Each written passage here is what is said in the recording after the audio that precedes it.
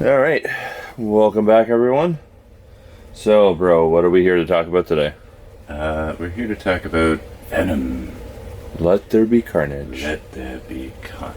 And up front, we'll let you know right away that this will be filled with spoilers. So, if you haven't seen the movie yet and you don't want to be spoiled, I suggest tuning away and coming back later. With that being said, I guess you call it "Let there be spoilers" instead of carnage. I guess you could Yeah. if you wanted to be corny. Sure. What? Corning me? No. No, not you at all. No. Definitely not. All right. So, what do you think overall? It was good. I liked it. Obviously from the first one, it's definitely like not. I guess you could say the original Venom story that I'm used to. It's more like they took Eddie Brock and combined him with who was the good version? Agent Venom. Who was the guy under Agent Venom? Oh, you mean Flash Thompson. Yeah, so it's basically like they took Flash Thompson, kind of combined him with Eddie Brock. Yeah, you mean like the way the character's portrayed, right? Like personality and stuff like that. Yeah, Yeah, he's an like amalgamation for sure. a good guy, but like, so I'm used to just a standard evil kind Yeah, of Venom, either so. him being evil or just being an outright jerk. Yeah. Yeah, so in the first one, I guess you could say a little put off that that's the direction they went, but I still really liked Agent Venom to begin with, so I still liked the film. And the symbiotes are my favorite Spider-Man villain of them all. So this one had two, which was great. Yeah. And it was Carnage, and it was Woody Harrelson playing Carnage, which I think he did a pretty good job. Oh, realistically, is Woody Harrelson playing Woody Harrelson, Which is okay Yeah. for Carnage. which is pretty much 90% of the roles, 95% of the roles he does these days. So I do have a question. Yeah. How did Carnage come to be originally, say, in the comics? His symbiote was spawned off from Venom's symbiote. But how? Basically, they're kind of like an asexual species. After a certain amount of time, they just automatically produce an offspring. So it just like kind of comes out of the Yeah. symbiote? He kind of just like So it wasn't the way it it's- happened in the no, movie with no. the blood? he kind of basically spewed it off, and then this newly born symbiote found Cletus Cassidy and then bonded to him, and then that is Carnage. And then Carnage did it again with Toxin. Yeah, I was gonna say pretty much the exact same way it happened with Toxin. Yeah. And then there's other ones because of manipulation of us. Like we did something. Yeah, there's other ones because like there's Scorn. other ones were created through a variety of means. There have been other symbiotes who have come to Earth, but they cloned Venom at some point. So there was actually a clone symbiote of Venom, and there was a whole 19-20 issue comic book series about it, which I believe kind of ended on a cliffhanger. It had a female character, kind of. Scorn? No, it was Venom. Oh. It was legitimately Venom, but just a symbiote. It had no host, but I believe at the end of the run, it eventually bonded to one of the main female characters in the book. Yeah. And I believe they finally, 20 years later, eventually briefly touched up on it, and I honestly can't remember anything from that. Okay. But there's that, and then they've actually taken Venom's pieces from Venom's symbiote and created additional symbiotes from that. They've taken bits from his symbiote, and of course his symbiote just regenerated what it had been taken, and then they experimented on. I think they created 5 or 6 from it. Basically, what they did is just took 5 or 6 little samples, experimented on them, mutated them until they became their own symbiotes, kind of thing. Right. Forced unnatural reproduction for him. Yeah, But it's still kind of like a reproduction? sort of, but Yeah. in an unnatural way. Yeah, and so that's Now, pretty I much do have all a question, which I guess is more directed toward the movie because we kind of have been going a bit off track. But the the Carnage, Cletus Cassidy's love interest in the movie is Shriek is a character. movie thing. I think the love aspect of it, like the romantic relationship piece, I think that's a movie piece. Okay. Because I remember her from the comics, and I do remember her and Venom teaming up during Maximum Carnage, but I don't believe there was any like romantic relationship between the two of them at all. It was kind of like, let's team up for Carnage and Chaos sake, you know what I mean? Okay. So, but yeah, that just kind of threw me out because I'm like, I don't recall him having a love interest in anything that I No, I don't believe he has, because the way he's portrayed a lot more crazier and independent in the comic. Mm-hmm. So I don't think there really is room for him to have a romantic relationship, because he really only cares and loves one person, and that's himself. Yeah, which makes sense.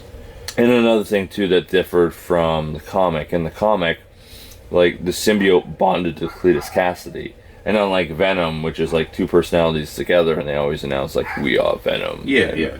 Yeah, in the comic, like Cletus and the symbiote bonded so well that it's just like one personality. It's like, I am Carnage, I am Cletus, I am one and the same kind of thing. Yeah, okay. And in the movie, they didn't really go with that angle. They kind of kept the symbiote almost like as a separate entity. Yeah, and like the one that was manipulating and trying to control Cletus and use him as a host. But so Cletus was nowhere near as insane as he is in the comics, nor did he and the symbiote bond like they bonded in the comics. So the point where Venom goes off on his own little side adventure there, and all the people seemingly die? Yeah, they were vague on that. In theory, technically, yes. It seems like that's exactly what happened. However, you can also argue that he left them right before they did. Yeah, so he basically just used them up enough before he would kill them and left, and then they just had a really horrible recovery after. So it would have been a few weeks. In the comics, they had liver failure and kidney failure or something. Yeah, like that. I know. And they kind of explained away in the first one, I believe. It's been a bit since I've seen it. That the symbiote pretty much kills its hosts unless the hosts are compatible. So that means Cletus would die with what the angle they were going. Yes and no, unless Cletus was compatible, because don't forget, the way they did it in the movie is like the symbiote was kind of born from within Cletus after he had ingested Eddie's blood. Yeah. So it could be like that's how they could bond, because technically it was also partially birthed from Cletus. Okay. So that's how he would have been compatible, instead of just hoping, he was like a 1 in a million chance compatibility with an actual symbiote. Yeah. Like Brock was with Venom, and like what's his name was it Riot in the first one? Or Scorn? I forget who the evil symbiote was in the first Venom movie. To be honest, man, there was an evil symbiote in the first movie. Yeah, it was like this silver symbiote that he fought at the end of the movie. That was like a made one, right? Not from the movie. It is literally one of the ones from the comics. It's just not one of them. It's not in the movie, like plot-wise, they made it in the movie plot-wise, right? Did they? I thought he and Venom both came from space. Oh. I really need to rewatch that one. I actually meant to do that yesterday, but I got sidetracked. Yeah. Okay. Yeah, no. He and Venom, I believe, both came from space in the first one. I don't think they made him at all. I think what they tried to do is try to get the symbiotes to bond to multiple people. Yeah. But they wouldn't. Okay. Because a lot of people just weren't compatible, and the only two compatible people in the first film was Eddie Brock and the main villain guy. Wow, man. I've seen the movie a few He was times. played by I forget the actor's name, but he was either South Asian or Middle Eastern. He was an actor from Star Wars Rogue One.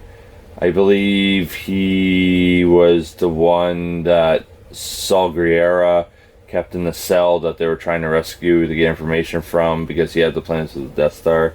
Like he was the one that defected. Okay. It's like he played the villain in the first one. And this to be honest, was it short? Yeah, it was like an hour and a half. It was like 91 minutes, something like that. Okay, it felt short. Yeah. Like it was like all of a sudden we were like at the end climax fight scene, and I'm like, what? Like, Yeah, where did no, the it was movie go? quick. Yeah, I believe it was even shorter than the first one. Oh, okay. Yeah, that's what I thought. Like, it's just the way it felt. Um, the end fight was kind of good. I did like how they got to play with like sound, and they even briefly used fire during it. And I believe they used both those tactics during the first film as well. So Yes, it was but I definitely just mean natural. like the fight, like how they used it during like the end fight. Like I'm just talking about that battle itself. Like I like the fact that they used both, even though they briefly used fire. Like I like when they used the weaknesses of the symbiotes, and they were kind of like jumping back and forth. And I kind of found hilarious that like they one of the weaknesses is fire, and they bring it up a couple times in the movie.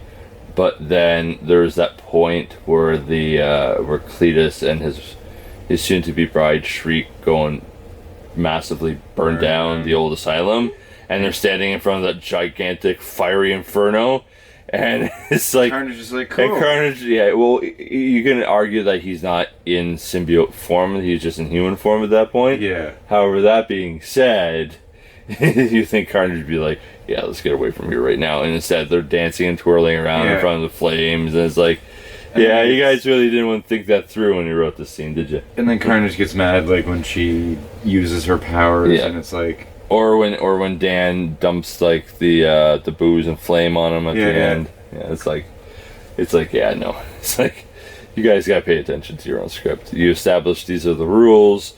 There's no way he's going to be dancing in front of a fire inferno. He might light the place on fire, but then he's getting the heck of a dodge. Yeah, or at least far enough away. Yeah. He's not going to be that close. No. Again, like, it kind of a little bit left me wanting more. Like, I honestly, like, this one was okay. I say this is okay. I enjoyed the first one more. I felt the first one had a stronger story. Yeah. This one was okay. It wasn't bad by any means. It was just okay. Yeah. And as I said, the best part in the entire movie was the mid-credit scene. Yeah. Which officially confirms Venom is now in the MCU. But what you had mentioned to me that you think that they're going to reverse everything. I feel like, yeah. Which means he's not going to stick around. No. So they established that Venom does take place in an alternate reality. Yes. It's not in the same reality as the regular MCU. It is truly an alternate reality. Yeah. However, something occurs which then forces Venom to shift realities, and he lands in the MCU. So that's setting him up to most likely appear in the upcoming third MCU Spider-Man film, Spider-Man No Way Home. Correct, but at the end of that movie, like you suspect, yeah, I feel like he's going to go back to his I feel like either at the end of No Way Home, he's going to go back to his own universe, or they might maybe get a Spider-Man Venom team-up film out after Spider-Man 3, and then he goes back to his own universe. For all we know, he could also appear in the Doctor Strange movie and then go back to his own universe. That's true. Because it's been leaked, whether it's true or not, but it's been leaked that Spider-Man will also appear, like the Tobey, not Tobey Maguire, the Tom Holland MCU Spider-Man will also appear in Doctor Strange in the Multiverse of Madness. Like, he will have a part in that film. Yeah. They're trying to keep it quiet, but apparently there's been so many leaks that it's pretty much unofficially confirmed it. Whether it ends up being true or not, because we don't know, but there's even like legitimate news sites kind of running with knock knock hint hint. Yeah, they haven't confirmed he's in it, but he might be. Yeah, it's like when the legitimate news rags are doing that, it's like, oh, okay, fair enough, because it's just not like the crackpots on YouTube or the BS websites that are reporting it anymore. It's like the legit websites are due to. Now, if Venom stays in the main universe somehow, which is what I would prefer, do you think that the Carnage, because he re-ingested the Carnage? Oh, I 100% feel that at some point he is going to get spewed back out, because at the end of the film he devours the Carnage symbiote. Yeah.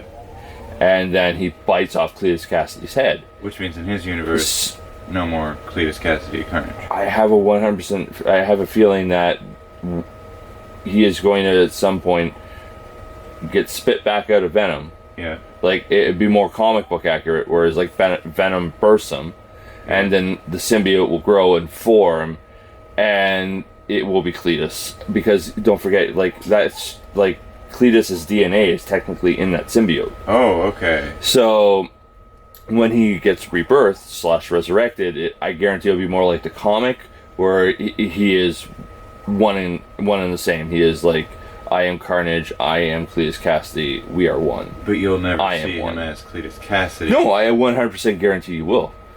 Oh, so you think he's even going to rebirth? Because don't forget how his symbiote worked. How did his symbiote work? Like where, like, remember when they were shooting him, and like he was opening up holes in himself? Yeah. Like Venom can't do that. Oh. So like he can literally like morph and transform in ways Venom can't, because Cletus's DNA is connected to the symbiote. So you're saying, like, basically if there's even a cell left of Cletus Cassidy, he could just because the symbiote, because Venom ate the Carnage symbiote. Yeah. And then he bit off Cletus's head. So he's ingested Cletus's DNA into his body. Yeah. The Venom symbiote has ingested the Carnage symbiote. Yeah. So at some point, I guarantee he's going to be spit out. It will be probably the next time you see him, it will be more comic book accurate, where he births him as an offspring, and then the offspring grows and becomes Carnage again. Okay. I do like that. And I guarantee you they'll probably be somewhere joking like, oh, we're not eating that guy again. No, we don't want to go through that again. That's fair. That's probably what happened. Well, I was more going to ask, do you think that in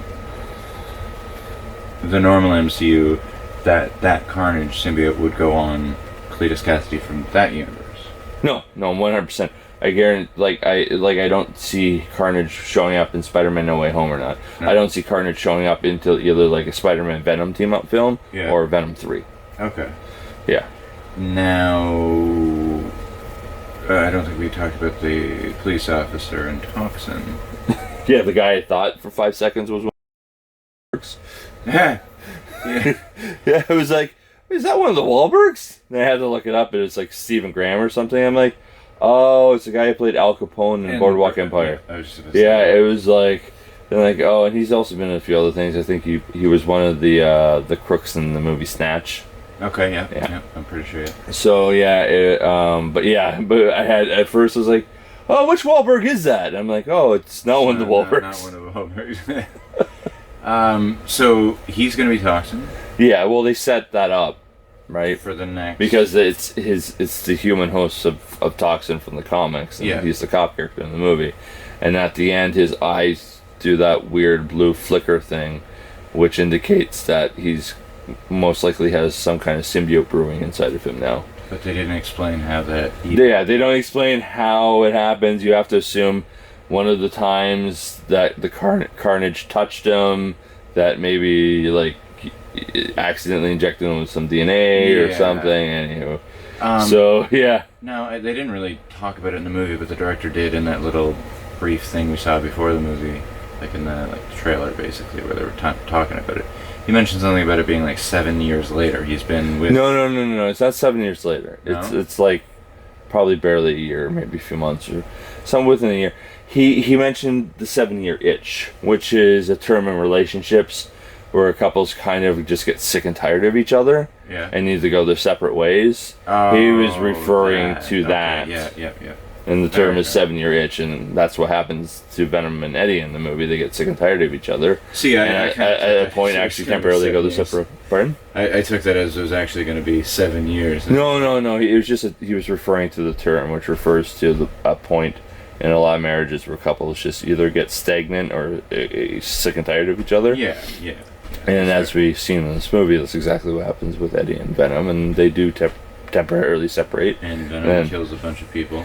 Yeah, as he jumps from body to body. They never officially state it though. And, but they were all criminals. No, not all of them were. They were all criminals. But they still leave possibility of hope when he's leaving the body that the person's technically alive, because a couple of them, like one person was twitching after he left, and the other one was kind of talking when he was trying to ooze out of him. Yeah. So it's like he trained them up until they were almost empty and then left. But it destroyed. But he didn't actually. They kind of somewhat establish that. Just remember, he didn't kill the African American guy who first went on to after Venom.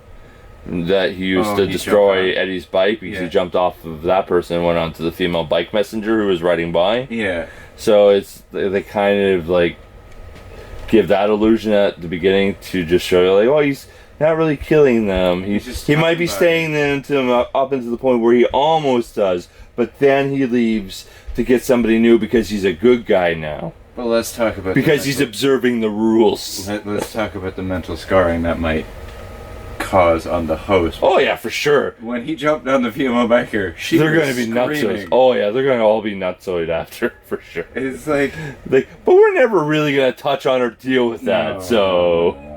They were completely fine. They got out of it scot-free. Yep. Would you recommend people going to see it? Yeah, for sure. At least just for the mid-credit sequence alone. And for me, I would just, if you like symbiotes fighting symbiotes, then yeah. And if you like Venom and Carnage like I do, then yeah, it's a good fight. It's interesting. I enjoyed it, and there's only, I guess, so much you could do, but there's also so much more they could have done. Not saying that they didn't do enough, just saying that like it was a good fight for the fight it was, and there's even opportunity in the future for even better, more grandiose symbiote fights. So for sure, they just have to spend more money in the film. That's all.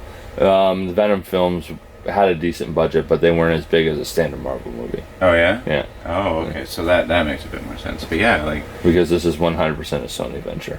So they're like, yeah, we'll spend money, but we're also going to be slightly cheap. Because it also makes sense to what you were saying about fighting, about Carnage coming back. Yeah. And it would basically be Toxin and Venom teaming up to fight Carnage. Yeah. But somehow Carnage is more powerful because of it. Like Toxin?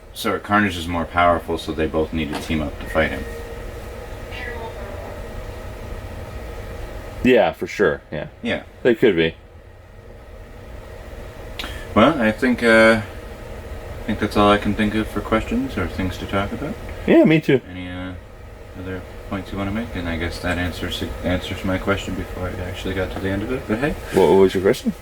If there's anything else you want to talk about, where you're like, no, that's it for me. Oh, feel like in general, no. I recommend people, checking this out for themselves. It's, as I said, it's an okay film. It's not great, but it's decent. But I would recommend just checking it out because it sets up Venom most likely appearing in Spider-Man: No Way Home. Yeah. Along with everybody else who's been leaked for that film that we don't know is really going to be in it or not. No, of course not. No, at that rate, you should pretty much watch anything Spider-Man or Venom related if you want to know who these characters are and why they're in this movie. Yeah. If you haven't already seen. Well, virtually anybody who's been on the internet and hasn't been avoiding spoilers pretty much knows exactly. It's like, yeah, we're going to see Venom now. We're going to see all 3 Spider-Mans. There's a potential, what's his name? Charlie Cox showing up as Matt Murdock, but only as Matt Murdock. And we all know Doctor Strange has been confirmed from the trailer.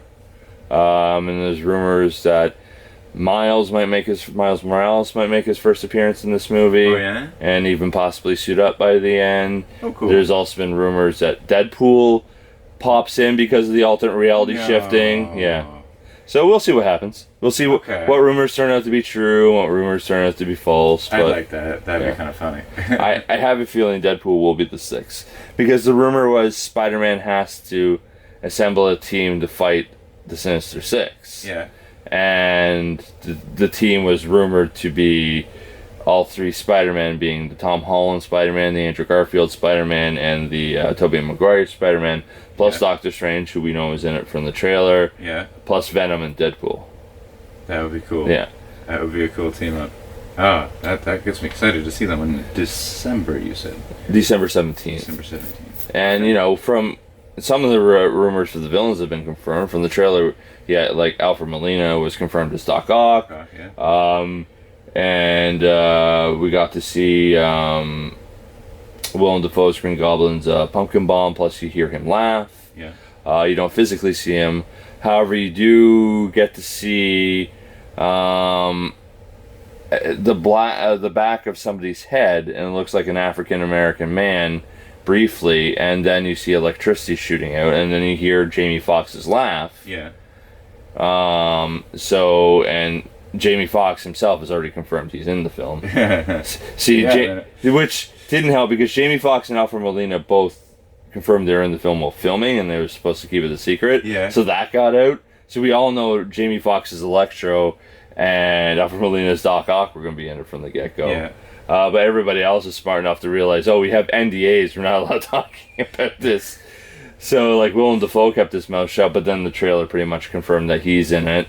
And then you get to see the lizard's hand in the trailer, which confirms he's in it from the rumors. Yeah. And then it was strongly rumored that Thomas Hayden Church would be in the film as Sandman from Spider-Man 3. Yeah. And then there was that photo that leaked out of him on set.